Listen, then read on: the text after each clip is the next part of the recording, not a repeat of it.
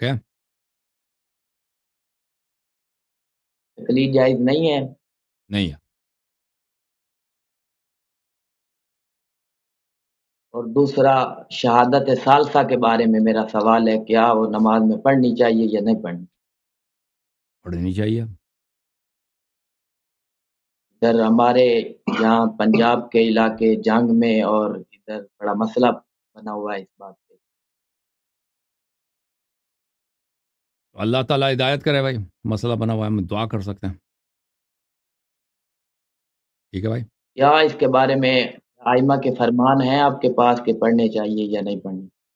دیکھیں رسول پاک صلی اللہ علیہ وسلم کا فرمان، دیکھیں یہ وجوب واجب نہیں ہے کہ اگر کوئی نہیں پڑھتا تو اس کی نماز باطل نہیں ہوتی، کیونکہ امام جعفر صادق علیہ السلام کی حدیث ہے، جو شہادتین پڑھتا ہے اس کی نماز صحیح ہوتی ہے۔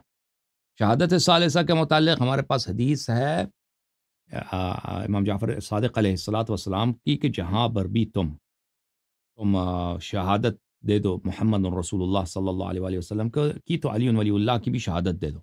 تو ایک عام حکم ہے، ٹھیک ہے نا، کہ آپ چاہے جی وہ تشہد میں بھی شامل ہو جاتا ہے، ایک عام حکم ہے، جی ٹھیک ہے۔ مثلا اگر پیغمبر صلی اللہ علیہ وسلم کہتے ہیں کہ اپنے والدین سے نیکی کرو، ایک عام حکم ہے۔ اب آپ کے والدین پنجابی ہے، پیغمبر نے یہ تو نہیں فرمایا ہے صلی اللہ علیہ وآلہ وسلم کہ اگر والدین پنجابی ہیں تو جی ان سے نیکی کرو، یہ تو نہیں فرمایا کہ اگر والدین مثلا جی ہندوستانی ہے تو ان سے نیکی کرو، انہوں نے فرمایا والدین سے نیکی کرو۔ اس والدین میں سب آ جاتے ہیں، ٹھیک ہے نا، والدین سندھی ہے، پنجابی ہے، عرب ہے، عجم ہے، فرق نہیں پڑتا، والدین ہے تو نیکی کرو۔ تو اسی طرح جب فرمایا کہ تم جی جب شہادت دے دو رسول پاک صلی اللہ علیہ وسلم کی رسالت کا، تو حضرت سید المسلمین امیر المؤمنین علیہ السلام کی امامت کا، ان کی خلافت کا، ان کی ولایت کا کی بھی شہادت دے دو، تو اس میں سب آ جاتا ہے، ٹھیک ہے نا۔ جب ہم آپس میں گفتگو تقریر کر رہے ہیں یا آپس میں گفتگو کر رہے ہیں، یا مثلا کوئی اور کسی وقت پر بھی ہم پیغمبر صلی اللہ علیہ وسلم کی شہادت دیتے ہیں رسالت کی، تو امیر المومنین علیہ السلام کے دینا بھی وہ اس سے مستحب ہے۔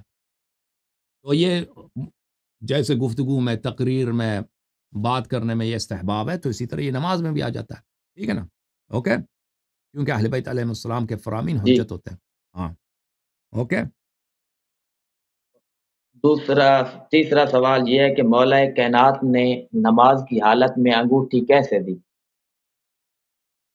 اس میں جو ابھی میرے ذہن میں ہے وہ تو روایات اس میں ہیں، اس نے اشارہ کیا تھا نا سائل کی طرف، جبرائیل تھا وہ سائل، جبرائیل نے آ کے ان کے دست مبارک سے خود کھینچ کے نکالا تھا۔ جو ابھی میرے ذہن میں وہ وہی ہے،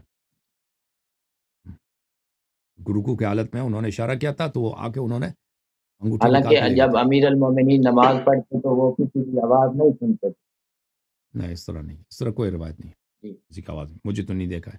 وہ صوفیوں کی ایک روایت ہے، وہ اس کا کوئی مصدر ہے ہی نہیں، وہ محمد جلال الدین رومی صاحب کی شعر ہے۔ امیر المومنین علیہ السلام نماز میں تھے، ان کے جنگ میں ان کے پیر میں تیر لگی تھی، تو لوگوں نے کہا اس کو کب نکالیں، ان کو تکلیف نہ ہو، تو نماز کی حالت میں کھڑے ہو گئے، اس وقت ان کے پیر سے تیر نکالا گیا۔ تو وہ کوئی شیعہ روایت حدیث نہیں ہے، وہ کوئی سنی روایت بھی نہیں ہے، وہ صرف صوفیوں کے ایک دیوان میں ایک شعر ہے بس۔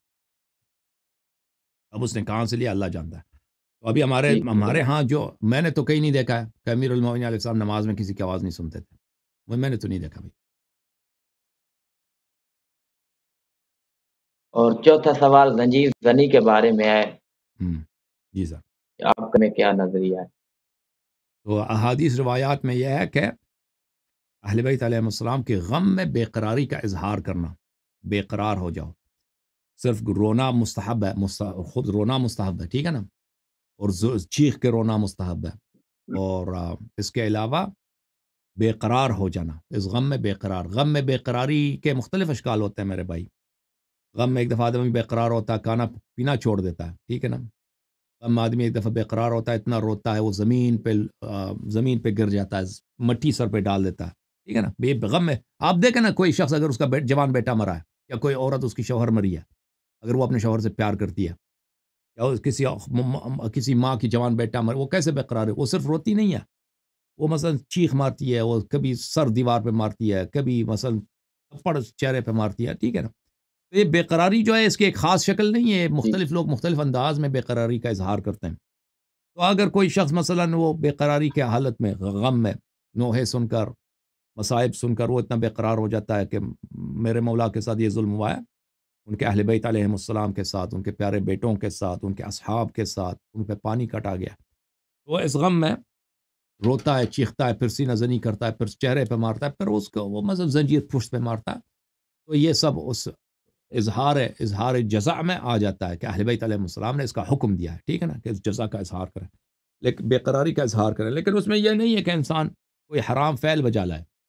بے قراری میں کوئی انسان کوئی خلاف عفت یا کوئی چیز جو بنفسی ہی حرام ہے، خودکشی کرے یا اس طرح جائز نہیں ہے، لیکن وہ زنجیر وغیرہ مارنا یا کوئی مٹکا سر پہ مارنا، کوئی شیشہ سر پہ مارا ہے، ٹھیک ہے نا، اس طرح یہ اگر اس غم میں ہے تو اہل بیت علیہ السلام نے اظہار جزا کا حکم دیا، یہ حدیث شریف میں ہے. اوکے جی اوکے اوکے، مزید بولیں. ختم آپ کے سوالات؟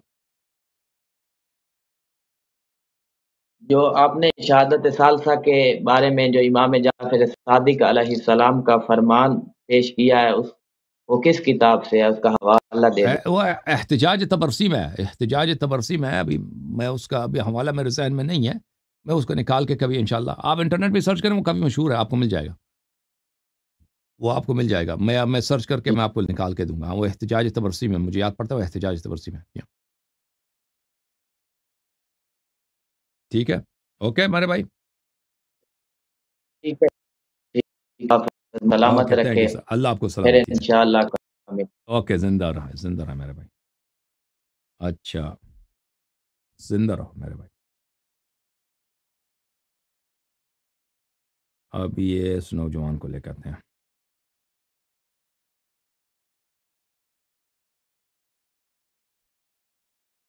ہاں جی جناب، السلام علیکم، کیا حال ہے بھائی؟ خیریت سے ہیں آپ؟ وعلیکم السلام. قبلہ آواز آ رہی ہے آپ کو میری؟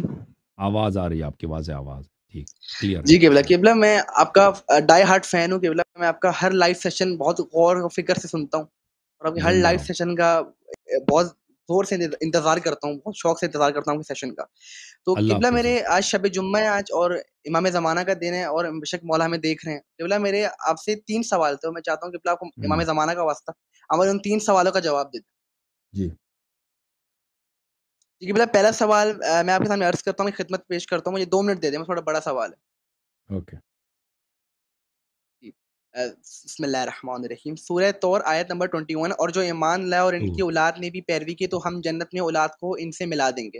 اور جو ایمان لائے ہجرت کی جہاد کے وہ بھی ہیں، لیکن قرآن میں خونی رشتہ دار ایک دوسرے کے زیادہ حقدار ہیں. آل عمران 34. بے شک اللہ نے آدم، نوح، آل ابراہیم اور آل عمران کو تمام عالمین پر برگزیدہ فرمایا، وہ اولاد جو ایک دوسرے کی نسل سے ہیں. درود میں کون ہے؟ آل محمد ہیں. امام نے فرمایا آل محمد وہ ہیں کہ جن کا نکاح رسول سے حرام قرار دیا. عیون الاخبار رضا جلد نمبر 2 صفحہ نمبر 216. صدقے کی حرمت کے جواز کو امام صادق علیہ السلام نے بامعنی اکفا لیا. مولا امین نے فرمایا اللہ نے ہمیں عزت و کرامت دی لوگوں کے ہاتھوں کی میل کچیل سے کہ ہم وہ کھائیں.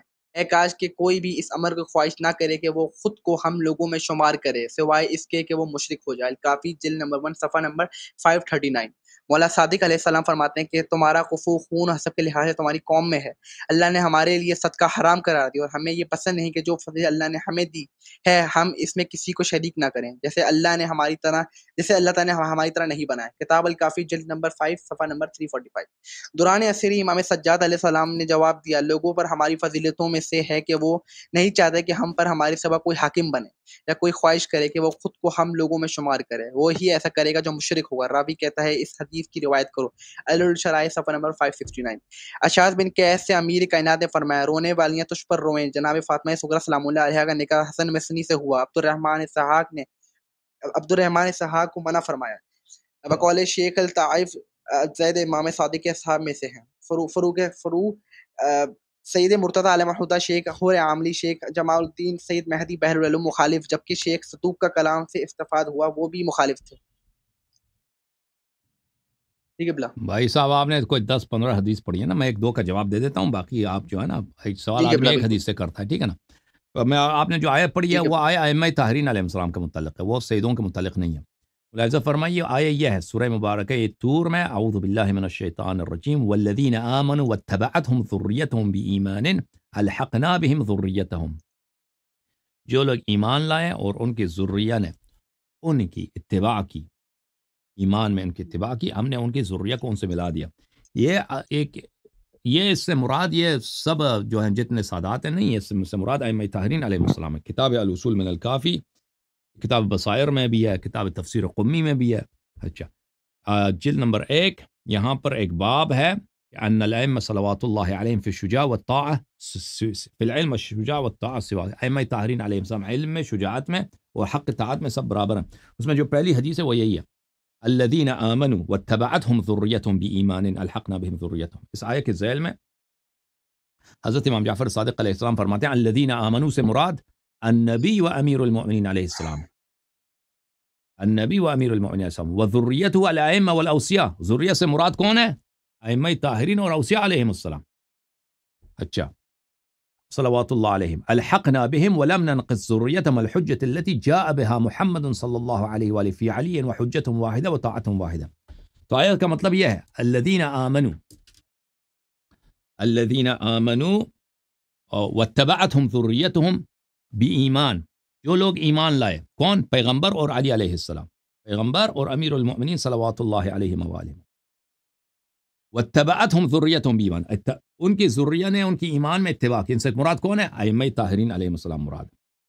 تو پیغمبر اور علی علیہ السلام اور اوصیاء طاہرین علیہ السلام، ان کو ہم نے ان سے ملحق کر دیا. یعنی وہی جو حق اطاعت پیغمبر صلی اللہ علیہ وسلم کی تھی، جو یہی حجت جو پیغمبر کی تھی اور امیر المؤمنین علیہ السلام کی تھی، وہ بقیہ ائمہ علیہ السلام کی. سمجھ میں آئی نا بات آپ کو؟ ہاں، سو رہے ہیں یا پھر جاگ رہے ہیں بھائی؟ ہاں، تو اس کا ذاکر وہ تاج حیدری جو ہے ذاکر، اس کا فراڈ میں ترجمہ کیا سادات سے متعلق. اس کا سادات سے متعلق نہیں ہے. کس سے متعلق ہے؟ یا ائمہ ابرار علیہ السلام کے لیے، ائمہ ابرار علیہ السلام کے لیے. اچھا، اور اللہ آپ کا بھلا کرے. اس آیت کے ذیل میں یہ ہے کہ ائمہ کتاب تفسیر فروعات کوفی وغیرہ میں روایت ہے کہ اللہ تعالیٰ حضرت زہرا سلام اللہ علیہا کو روز قیامت جو عزت دے گا اور جو کرامت دے گا اور جو بہت عظیم مقام عطا فرمائے گا، اس میں یہی ہوگا کہ حضرت زہرا سلام اللہ علیہا شیعوں کی شفاعت فرمائیں گی. اور اس کے بعد اس آیت کی تلاوت فرمائی گئی ہے. ٹھیک ہے نا؟ تو اس میں بھی آیت کی تلاوت کرا گئی، لیکن یہ آیت سے مراد جو آپ لے رہے ہیں وہ نہیں ہے. اچھا، پھر کہ آپ نے یہ اس حدیث کی تلاوت کی کہ تمہارا کفو تمہارے خون اور حسب میں ہے، وہ تو آدھا حدیث نقل کر کے نا، جو اصل حدیث چھوڑ کے، جیسے کوئی کہہ دے لا الہ الا اللہ چھوڑ دے لا الہ پڑھ دو، کوئی خدا ہے ہی نہیں، ہم سب مشرک بن جائیں. وہ اس طرح ہے نا، وہ حدیث اس طرح تو نہیں ہے. میں آپ کو حدیث پورا آپ دیکھیں، ہر حدیث کو اچھی طرح سے ایمانداری سے پڑھیں. ایمانداری سے نہیں پڑھیں گے، پوری طرح نہیں پڑھیں گے، تو اس میں سے آپ کچھ بھی نکال سکتے ہیں. کسی بھی کلام کو توڑ کے نا، اس میں سے آپ کچھ بھی نکال سکتے ہیں بھائی. کتاب ہے الاصول الفروع من الکافی، جلد نمبر 3، یہاں پر باب ہے. کون سی باب؟ نکاح المؤمن کفو المؤمنہ. باب بھی ہے مومن مومنہ کا کفو، مومن کسی بھی خاندان کا ہو، مومنہ کسی بھی خاندان کا ہو، چاہے فاطمیہ، آپس میں کفو اسی میں آیا ہے. اچھا، کہ تمہارا کفو تمہارے خون اور حسب میں. یہ ذاکرین کا فراڈ ہے کہ وہ آدھا حدیث مثلا 6-7 لائن ہے، اس میں سے 2 لفظ نکال دیا، تمہارا کفو تمہارے حسب میں. پورا حدیث پڑھے نا. اوکے، جی قبلہ. ایک خارجی آیا ہشام کے پاس، اس نے کہا کیا عجم عرب میں شادی کر سکتا ہے؟ جی کہاں، جی آ سکتا ہے. کیا عجم عرب قریش میں شادی کر سکتا ہے؟ جی کر سکتا ہے. پھر اس خارجی نے ہشام بن حکم سے پوچھا قریش بنی ہاشم میں شادی کر سکتے ہیں؟ اس نے کہا جی کر سکتے ہیں. کیوں؟ اگر مومن اور مومنہ شادی کر سکتے ہیں. اچھا، اس نے کہا کس سے تم نے یہ سیکھا ہے؟ کہا ان جعفر ابن محمد، امام جعفر صادق علیہ السلام سے میں نے سیکھا ہے.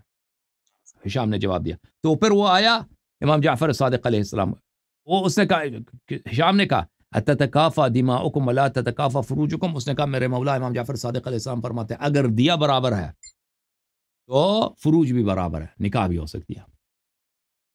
یا آپ کا دیا برابر ہے اور شادی نہیں ہو سکتی؟ تو لازمی بات ہے. ایک پنجاب کا ایک آدمی ہے، مثلا چودھری ہے یا گجر ہے یا جٹ ہے یا مسلی ہے، اگر شیعہ مومن ہے تو اس کا خون اگر کوئی قتل کرتا ہے اور ایک سید کو قتل کرتا ہے، اس کا دیا ایک ہی جیسا، فرق ہی نہیں ہے. سمجھ میں آئی نا بات آپ کو؟ آپ کو جی پتہ قبلہ ہی اچھا نہیں قبلہ درود میں کون آل محمد ہیں؟ امام نے آل فرمایا محمد آل علیہ محمد وہ ہیں کہ جن کا ائمہ نکاح طاہرین علیہ صورت السلام حرام اور قرار دیا گیا. اس شیعہ بھی شامل ہے اس میں، شیعہ بھی شامل ہے درود میں. ابھی سن لو، ابھی اس کے جی باری نہیں آئی جی ہے. ابھی اس حدیث کو آپ نے کاٹ کے پیش کیا نا ذاکرین کے، وہ آپ نے نوٹ بنا کے ادھر آ گئے. اچھا تو بھائی، تو امام جعفر صادق علیہ السلام نے فرمایا اگر دیا برابر ہے تو شادی بھی ہو سکتا ہے بھائی، ٹھیک ہے نا. تو لازمی بات ہے کہ ایک شخص اگر امام علیہ السلام کا بیٹا بھی ہے، ایک شخص اجنبی ہے، دونوں کا دیا ایک جیسا. اس طرح نہیں ہے کہ وہ بھائی وہ جو بالکل پکا سید امام کے صلب میں سے ہے اس کا دیا ایک ہی جیسا ہوگا، دو مختلف دیا نہیں ہیں. اوکے، ایک لڑکی اگر امام علیہ السلام کی بیٹی ہے اور ایک لڑکی امام علیہ السلام کی بیٹی نہیں ہے، ان کا اگر دونوں مومنہ ہیں تو دیا ایک جیسا ہے. سمجھ میں آئی نا بات آپ کو؟ جی قبلہ ناراض تو نہیں ہو جی. رہے؟ شریعت کے احکام سے ناراض ہو رہے نہیں قبلہ بالکل قبلہ ہیں؟ نہیں اوکے قبلہ نہیں. اوکے، میں طالب یہ علم ہوں اللہ قبلہ، کا سیکھ رہا ہوں آپ سے. اللہ کا حکم ہے بھائی. پھر جی وہ خارجی جی آیا امام قبلہ جی. جعفر صادق علیہ الصلوۃ کے پاس، انی لقیت هشاما فسألت عن كذا وكذا فاخبرني بكذا وكذا قال نعم قلت ذلك. وہ ہاشمی آیا، وہ خارجی آیا امام جعفر صادق علیہ السلام کے پاس اور کہا کہ میں نے ہشام سے یہ سنا ہے کہ آپ کہتے ہیں کہ غیر لوگ بنی ہاشم میں شادی کر سکتے ہیں، بنی ہاشم میں فاطمین بھی آ جاتے ہیں. تو آپ یہی کہتے ہیں؟ امام جعفر صادق علیہ السلام نے فرمایا جی میں یہی کہتا ہوں. پھر اس خارجی نے کہا کہ اب مجھے پھر رشتہ دے دو. پھر امام علیہ السلام نے کہا تیرا کفو تیرے قوم میں. خارجی سے کہا، اوکے، خارجی سے کہا. جی قبلہ جی. ہاں، تو وہ تم شیعوں کے لیے نہ لاؤ جو ہے، ٹھیک ہے نا. اب درود میں جو ہے نا، درود میں آل البیت علیہ اللہم صلی علی محمد و آل محمد، یہ آل محمد علیہ السلام ائمہ طاہرین علیہ السلام ہیں، اور ان میں جو صالحین ان کے ذریہ ہیں وہ شامل ہیں اور شیعہ بھی شامل ہیں. اوکے جی قبلہ اوکے، جی. میں دوسرا سوال کروں قبلہ؟ دوسرا سوال کر لیں. جی جی. اب غلو پر سوال ہے. لسان خدا سے موصول زیارت جامع کبیر یا حدیث طارق بن شہاب یا دین ایک رجل ہے، وہی ایمان اور امام امت ہے جس کی معرفت خدا اور دین کی معرفت ہے، جیسے وساطت العباد یا زیارت رجبیہ.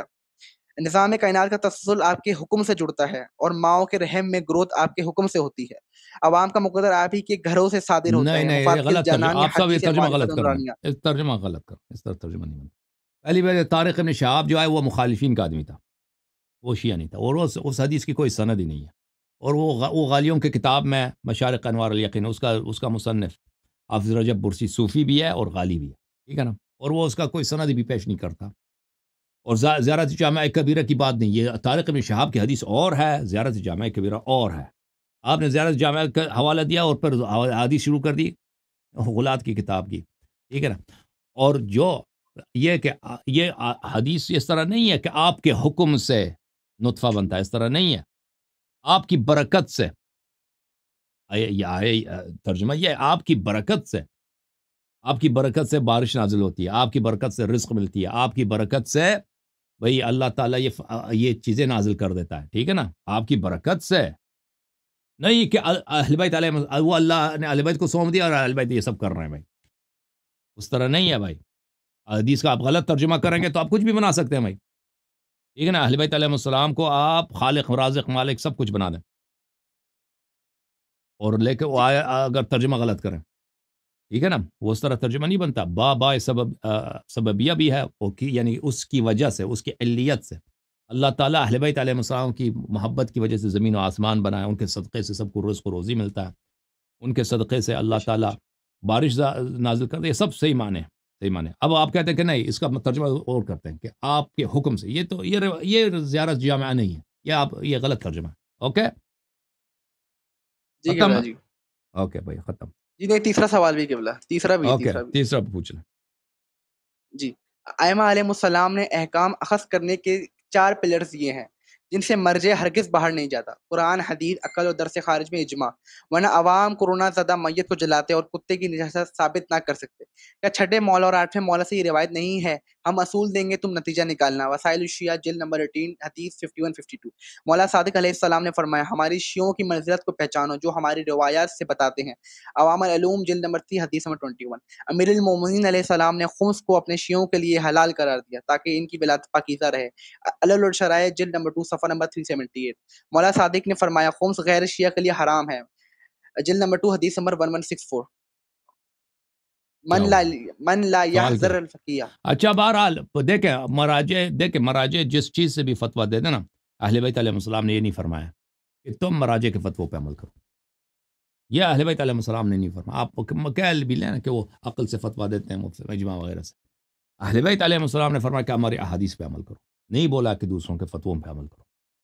اور اہل بیت علیہ السلام نے جب چیز نہیں فرمائی، اسی کو بدعت کہتے ہیں. بلکہ اہل بیت علیہ السلام نے اسی کو کہ آپ دوسرے کے رائے پہ عمل کریں، اس کی بڑی شدت کے ساتھ منع کی مختلف احادیث روایات میں. اوکے، تو لہٰذا یہ باطل ہے. اب مومنین کو سمجھ نہیں آ سکتی کہ کتا نجس ہے، اس کے 2-3 روایت ہیں، اس کو پڑھ لیں کیوں نہیں سمجھ آتی؟ اگر میں آپ کو حدیث دکھاؤں، حدیث پڑھوں، ترجمہ کروں، کیوں نہیں سمجھ آئے گی؟ کہ اگر کتا مثلا آپ کے لباس کو چومے یا یہ کرے تو اس کو لباس کو دھو لو نماز پڑھنے سے پہلے، وہ کیوں نہیں سمجھ آتی؟ کیوں نہیں سمجھ آئے گی؟ آپ کہتے ہیں آپ نے ایک اور بھی مثال دی، پتہ نہیں کیا. تو یہ مسئلہ کرونا زیادہ میت کو جلاتا ہے. کورونا نے میت کو دفن کرتے ہیں، جلاتے کیوں؟ کس نے بولا جلا دو؟ آپ کے مولوی جلاتے ہیں آپ سے مردہ؟ یہ تو ظلم کرتے ہیں بھائی. نہیں قبلہ. تو کیوں جلائیں؟ میت کی دفن ہوتی ہے. مجتہدین نے کہا جلا دو، وہ کہتے ہوں گے افرادی. نہیں قبلہ. یہ مومن کے میت کو جلانا یہ حرام ہے، بلکہ مسلمان کے میت کو جلانا حرام ہے. ٹھیک ہے نا، اس کو میت کو دفن کیا جاتا ہے. ہاں البتہ اگر یہ ہے کہ اگر میت ایسا ہے کہ وہ ہندو جلاتے ہیں نا، مسلمان تو نہیں جلاتے. آپ نے کیوں جلانے کا ذکر کیا بھائی؟ مثال کے بلیک کیا مثال مثلا ہمارے گفتگو سے کیا تعلق؟ مراجع کہتے ہیں جلا دو، کہتے ہوں گے. ہاں کہتے ہوں گے کہ جلا دو. بہرحال اگر میت ایسا ہے کہ بھائی اس سے آپ کو بیماری لگے گی تو آپ ماسک پہن لیں، ماسک پہن کے وہ پورا سوٹ پہن کے اس کو آپ غسل دے دیں. پھر اگر وہ سوٹ وغیرہ نہیں ہے تو آپ مر جائیں گے اس کے، پھر ٹھیک ہے بھائی، اس کو غسل کے بغیر مثلا کھینچ کے اس کو کسی گڈھے میں ڈال کے اس پہ مٹی اس کو دفن کر دیں گے. کیونکہ اللہ اہل بیت علیہ السلام نے فرمایا ہے کہ اگر انسان کسی چیز میں مضطر ہو جائے، یعنی بے چارہ ہی نہ ہو، اس میں اضطرار ہو، تو وہ جائز ہے. یعنی میں اس کو دفن نہیں کر سکتا، میں میت کو اگر غسل دوں تو میں مر جاؤں گا. اگر ایسا کوئی کورونا میں تو اس طرح نہیں ہے بیماری، کورونا کی بیماری تو اس طرح نہیں ہے. اگر کوئی ایسا مرض آ جاتا ہے، بیماری آ جاتی ہے بھائی، وہ اتنا شدید ہے کہ آپ مردے کو اگر ٹچ کریں تو آپ خود مر جائیں گے. ٹھیک ہے نا، اگر اس طرح آپ کو یقین ہے تو پھر ٹھیک ہے بھائی، ہم غسل دینا، آپ کیا وہ غسل دینا اس کا جو ہے ناممکن ہو جاتا ہے. تو وہ تو اس کے فتوے کی کیا ضرورت ہے؟ جب اہل بیت علیہ السلام رسول اللہ صلی اللہ علیہ وآلہ وسلم نے فرمایا رفع عن امتی 9 چیزیں میرے امت سے وہ مرفوع ہیں، اس کا وہ جائز ہے. ایک وہ موارد جو انسان اس میں بیچارہ ہو جاتا ہے، مضطر مجبور ہو جاتا ہے. میں مجبور ہوں، یہ میت ادھر پڑا ہے، میں اس کو دفن کروں میں خود مر جاؤں گا، میرے بچے یتیم ہو جائیں گے. تو اس صورت میں یہ اس کا دفن کرنا میرے لیے، اس کا غسل دینا، اس کو کفن دینا میرے لیے واجب نہیں ہے. اب اس کا کیا کریں؟ اس کو کڈھا کود کے اس کو کھینچ کے مثلا کسی بوری وغیرہ میں اس کو وہاں پہ ڈال دیں گے، اس پہ مٹی ڈال دیں گے، کیونکہ میں خود مر نہ جاؤں نا.